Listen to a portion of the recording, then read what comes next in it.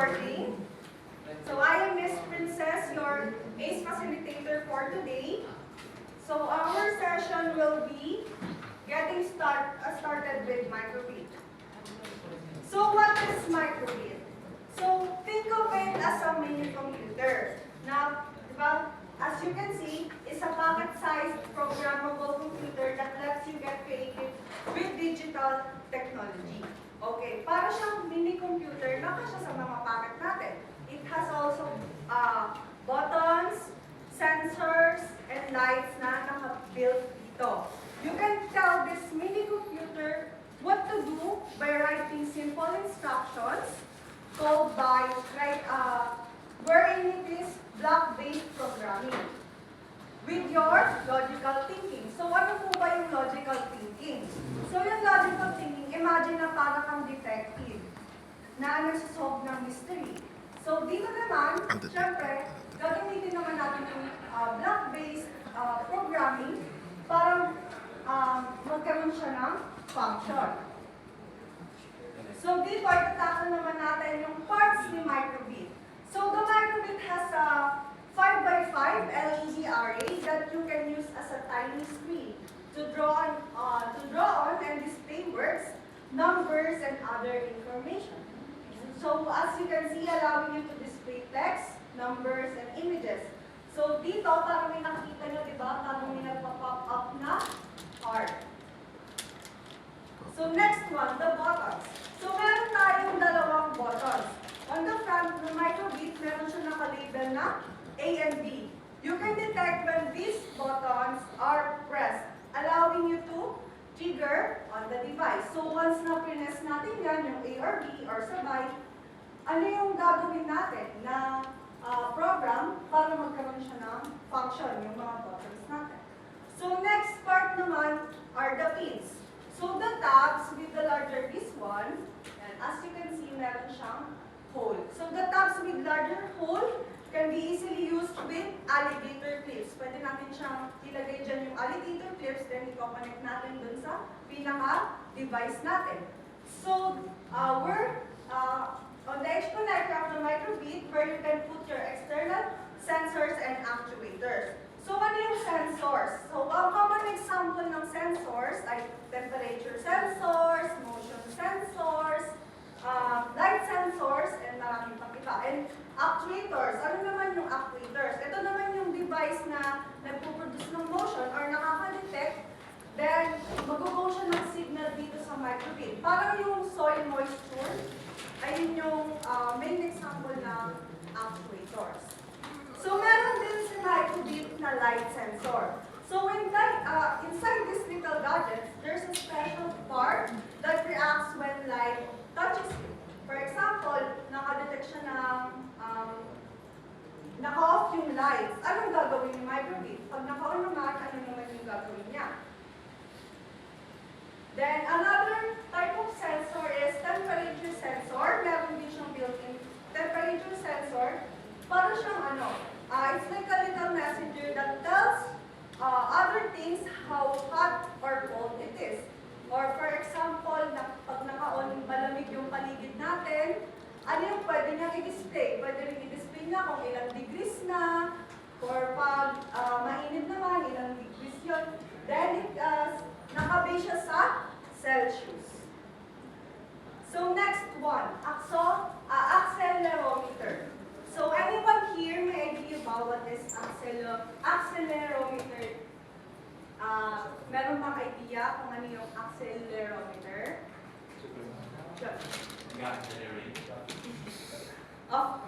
Siyempre hindi. So yung accelerometer, imagine na it's like a tiny detector that feels when things move or tilt. Pag nag-tilt yung accelerometer natin or nakadetect siya ng shake motion, then anong pwede nyo gawin? Siyempre, i-code natin yun by block-based programming. So next one naman, yung compass. Meron din siyang compass sa likod. So back ng microbit natin, meron siyang built-in compass. So it helps your microbit figure out which way it's facing. It's like having a little GPS, pero syempre dun sa nakikita natin sa Google, na GPS, para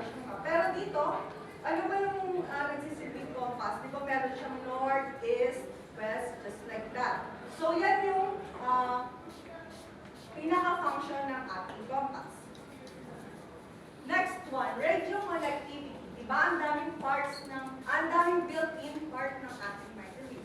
So next one is radio connectivity. Now this radio lets it send and receive. Now let's send and receive messages to and then from other microwave within its range. So sa mga cellphone natin,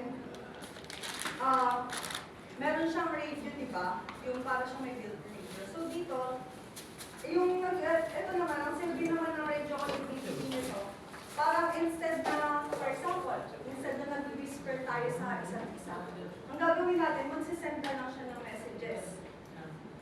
Para siyang magsisend tayo ng coded messages through the air. Kaya yan yung silbi ng ating radio connectivity. So next one, Bluetooth.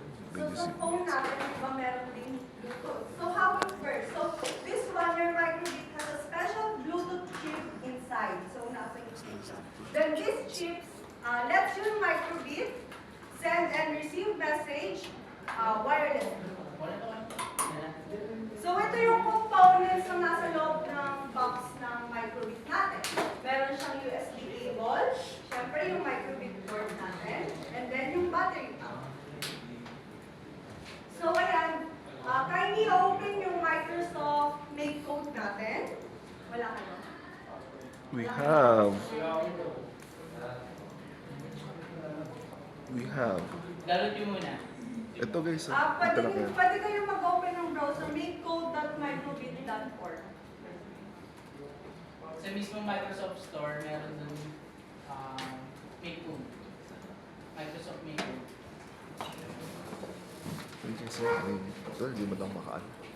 Record lang.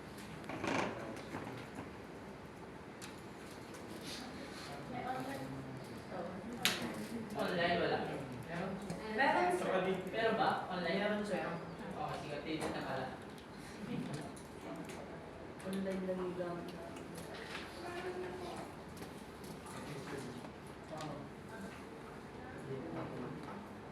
Ayan. Makecode.microbit.org for online.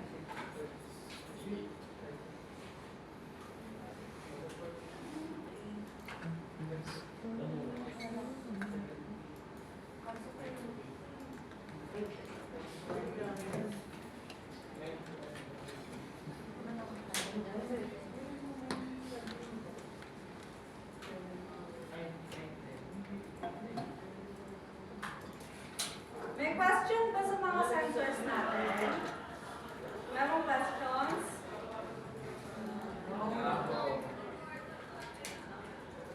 So ayan, dito naman sa platform natin, we're in Microsoft Makecode. Now what is Makecode muna? So yung Makecode is an open programming environment na built by Microsoft para sa ating microwave. So, ayan, dito sa platform natin, so number 1, yung project. Ito naman yung para siyang cloud storage or pinaka-storage na connected sa computer kahit wala tayong account. So, sa nakasave siya sa mismong computer natin. So, number 2 naman, ito. Ayan, katabi lang ng projects, yung share.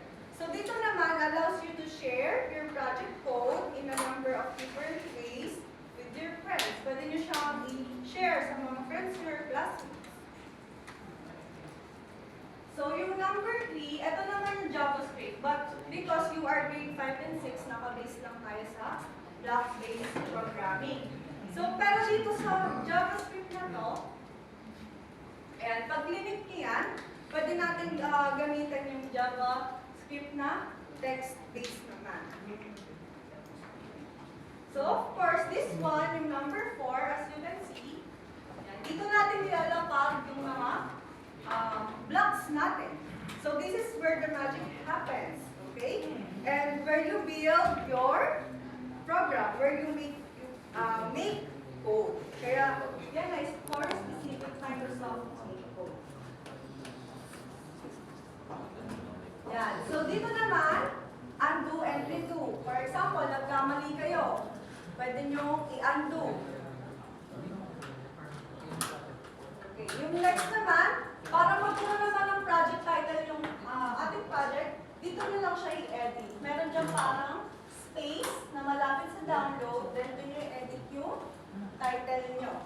excited. So dito naman, masasave siya yung file ng .hex file.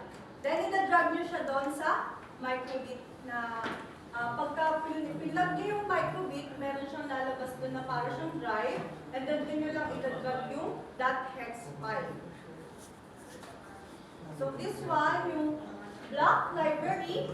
Now, dito naman makikita natin yung basic category, input, music, LED, radio, loops, logic, variables, math. So, dyan yung mga blocks na gagamitin natin pa code.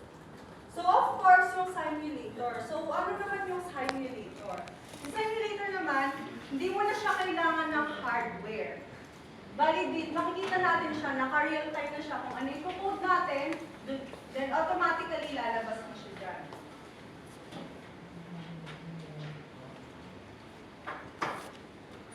So, ito naman yung magiging activity natin for today. Let's coding it digital dice. Digital Okay. dice. A while ago, na-explain ko paano yung accelerometer gumagana. So, para pag sinig siya or dinild siya, meron kung ano yung gagawin niya.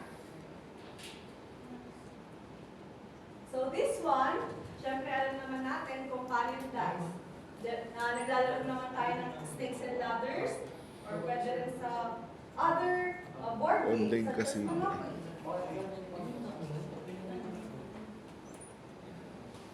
Yan. So, ang goal natin for today, no, pag clinic natin yung shake doon sa simulator natin, lalabas siya na any number na lalabas na 1, 2, 6.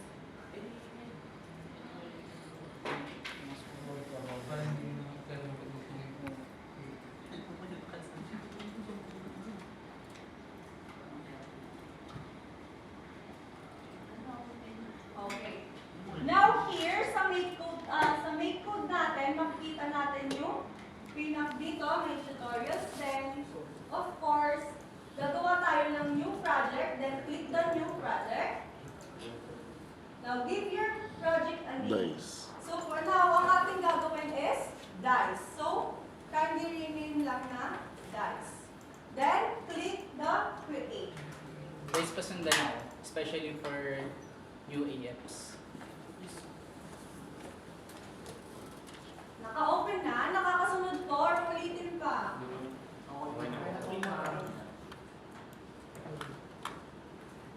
Okay, as you can see, ito yung simulator natin. So, step 1. Okay, let's create a condition for when the microbit is shaken. So, makikita natin siya sa input category. So, ito yung parang like purple or purple. Pink. Parang purple na ano, ube. Okay. Now, makikita nyo dyan on shape. Of course, i-remove muna natin yung mga basic, yung color blue na block. Kasi hindi naman natin siya kailangan. On shot. Okay. On shape, na-drag na po. Yes, ma'am. Very good. Now, next, gagawa tayo ng variable. So, yung variable, para siyang shopping bag natin. Na kung saan, doon natin nilalagay yung value natin. So, next step naman is, we will create a variable. So, click the variable category. And then make a variable. Then, lagay nyo is dice. Yun yung magiging variable natin. Variable name natin. Dice.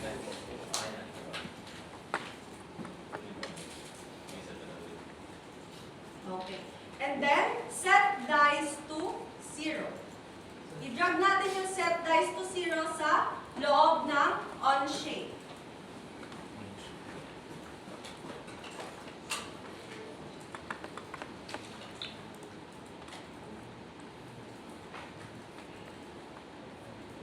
Nalagay na po yung set dice to 0 sa loob ng on shape. Yes, ma'am. Now, we will click the math category wherein you And for now, ang gagamitin natin sa activity na to is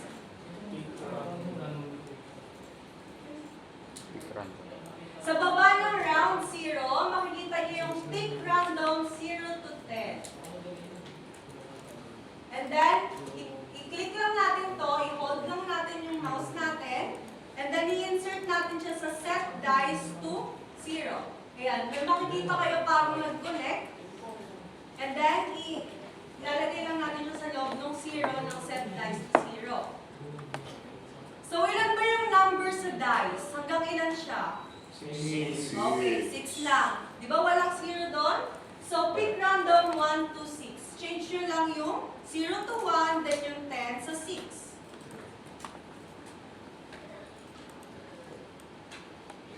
Now, i-add naman natin yung show number. So, saan makikita si show number? Under siya ng basic category. Now, i-snap natin to sa under ng set dice to pick random 1 to 6. I-snap lang natin siya. Then, under ng variables, dan na po i-snap yung show number? Yes, ma'am. Now, under sa variables, i-click natin tong dice. Wherein yung para siyang oval shape. As you can see, kasha siya dito. So, insert natin si dice. So, ibig sabihin nito, once na na-shake si microbit, kukuha siya ng, sa variable natin ng mag-pick random siya ng 1 to 6. And then after na, mag-show number siya dito sa ating simulator. For example, this one.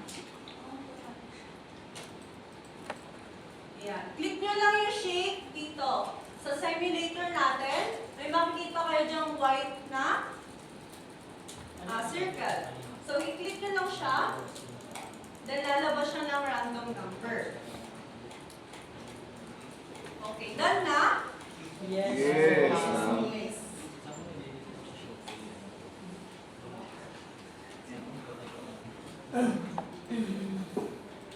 Okay, now I have a challenge for you guys. Now, paano natin i-improve yung program natin? So, this one naman, dapat yung display niya para siyang dice na talaga. Hindi na siya numbers. So, paano natin yung gagawin? So, as you can see, bibigyan ko kayo ng hints. Bali, ito yung pwede natin gamitin. On shake, set dice to 0, pick random, 0 to 10, and then yung show number black, and then yung icon. So, dito sa icon, dapat makikita natin yung parang itsura ng dice. For example, this one.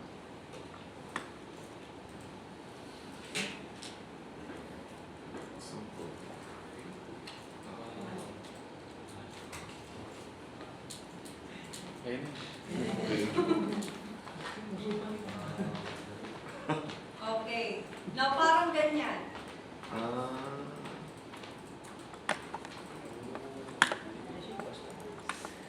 Now, I'll give you 15 minutes to do that. So, 15 pag may minutes. questions, kindly raise your hand na lang. Nilulubutan. Ang balat sa tinalupan. Ano yung mga teacher, can you show the requirements? Ay, grabe ko. Can you provide the answer? Teacher, can you show the answer? Ay, yun na. There. If true, saan yung if true na yun? If true siya. Sarwag. Sir. If lang yun, hindi ano, walang switch. Yung activity kasi para sa inyo talaga. Kasi dapat meron muna siyang certain onboardings 1 to 4, and then yan yung susunod na onboarding. Copy teacher. Teacher, there's a bully bouncer. Bouncer baby boy.